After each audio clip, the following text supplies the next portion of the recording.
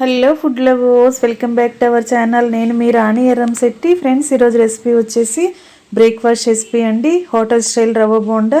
ఇడ్లీ పిండితో డైలీ ఇడ్లీ పెడుతుంటే పిల్లలు వద్దు అని మారం చేస్తూ ఉంటారు. అదే ఇడ్లీ పిండితో వారికి నచ్చినట్టుగా ఇలా బోండా చేసి పెట్టండి. దానితో పాటు పల్లీ చట్నీ కూడా చేసి చూపిస్తున్నాను. మీ అందరికీ కూడా ఈ రెసిపీ బాగా నచ్చుతుంది. వీడియోని ఫస్ట్ నుంచి లాస్ట్ వరకు స్కిప్ చేయకుండా చూడండి.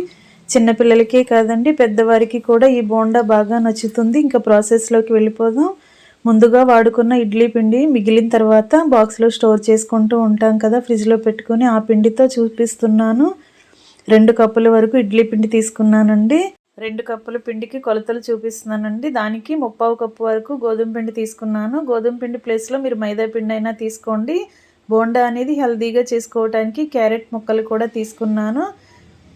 కొత్తిమీరని కట్ చేసుకుని తీసుకోండి. కరివేపాకుని కట్ చేసుకుని తీసుకోండి. అల్లం ముక్కల్ని కానీ అల్లం తురుముని కానీ తీసుకోండి. తెల్ల నువ్వులు, జీలకర్ర, సాల్టు తీసుకోండి. అలాగే వంట సోడా కూడా కొద్దిగా తీసుకోండి. ఇంగ్రీడియంట్స్ అన్నీ ఒకసారి నోట్ చేసుకున్నాం కదా. సన్నగా కట్ చేసుకున్న ఉల్లిపాయ, పచ్చిమిర్చి కూడా తీసుకోండి. ఇప్పుడు ఒక మిక్సింగ్ బౌల్ తీసుకుని దానిలోకి మనం చూసిన ఇంగ్రీడియంట్స్ అన్నీ యాడ్ చేద్దాం. ముందుగా 2 కప్పులు ఇడ్లీ పిండిని కూడా గిన్నెలోకి వేసేసుకోండి. ఈ విధంగా పిండి అంతా కూడా వేసుకున్నాం కదా. దీనితో పాటుగా గోధుమ పిండిని కూడా వేద్దాం. అలాగే సన్నగా కట్ చేసుకున్న క్యారెట్ ముక్కలు కూడా వేస్తున్నానండి. క్యారెట్ ముక్కలు మీకు పంటికి తగలటం ఇష్టం లేదు అంటే క్యారెట్ని తురుముకనైనా వేసుకోవచ్చు.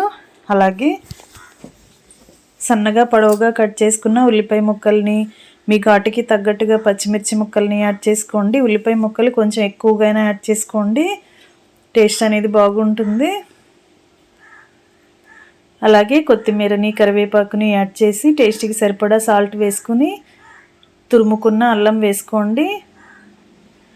అల్లాన్ని చిన్న చిన్న ముక్కలుగా కట్ చేసుకుని అయినా వేసుకోవచ్చండి. అలాగే 1 టీ స్పూన్ జీలకర్రని వేసుకుని తెల్ల నువ్వులు కూడా వేసుకోండి. హెల్తీగా టేస్టీగా ఉంటుంది బోండా అనేది. ఇప్పుడు మనం చూపించిన ఇంగ్రీడియంట్స్ అన్నీ గిన్నెలోకి యాడ్ చేసుకున్నాం కదా. పిండిని చేత్తోనే బాగా కలుపుదాం. చివరిగా కొంచెంగా వంట సోడా కూడా యాడ్ చేసుకుని పిండిని వేళ్లతో బాగా బీట్ చేస్తూ కలపండి. మనం గోధుమ పిండి వేసాం కదండి. గోధుమ పిండి అంతా కూడా ఇడ్లీ పిండిలో కలిసేంత వరకు, అలాగే ఇంగ్రీడియంట్స్ కూడా పిండిలో కలిసేంత వరకు బాగా కలుపుకుంటూ, పిండి అనేది కొంచెం గట్టిగా ఉంది అని అనిపిస్తే కొంచెంగా మాత్రమే వాటర్ని యాడ్ చేయండి. ఒకేసారి ఎక్కువగా పోయొద్దు. వాటర్ ఎక్కువైతే బోండా అనేది ఆయిల్ ఎక్కువగా పీల్చేసుకుంటాయండి.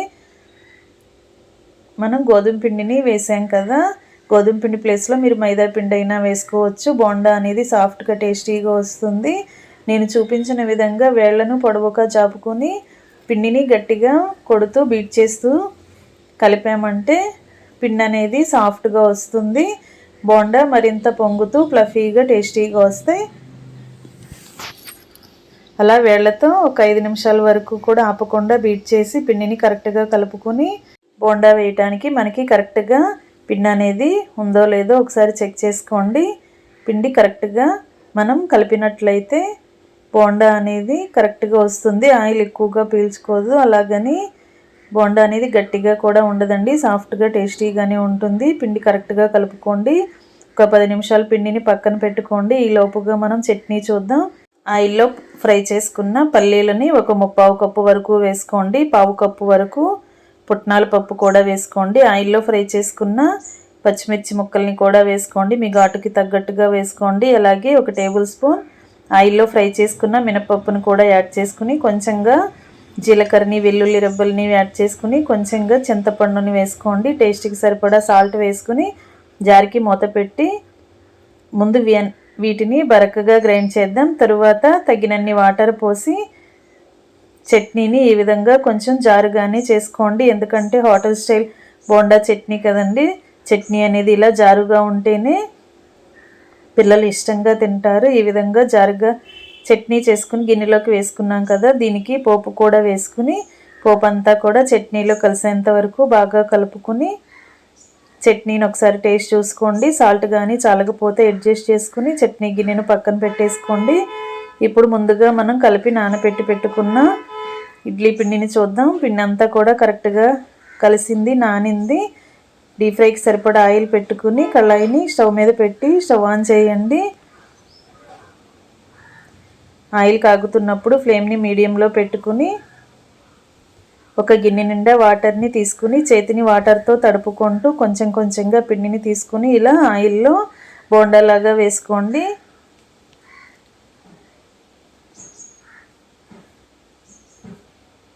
చేతిని వాటర్లో తడుపుకుంటూ పిండిని తీసుకుని బోండా వేసినట్లయితే బోండా అనేది కరెక్ట్గా రౌండ్గా షేప్ అనేది వస్తుందండి. ఈ విధంగా చేసుకుని ఆయిల్కి పట్టినని బోండా వేసుకోండి.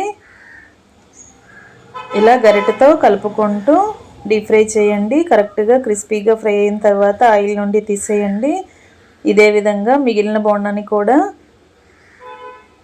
ఇదే ప్రాసెస్తో వేసుకుని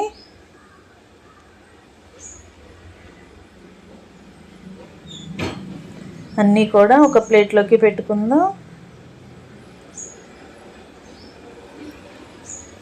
డీప్ ఫ్రై చేస్తున్నప్పుడు ఫ్లేమ్ని మీడియంలో పెట్టుకుంటే బోండా అనేది లోపల వరకు కూడా బాగా కుక్ అవుతుంది. తింటున్నప్పుడు టేస్టీగా అనిపిస్తుందండి.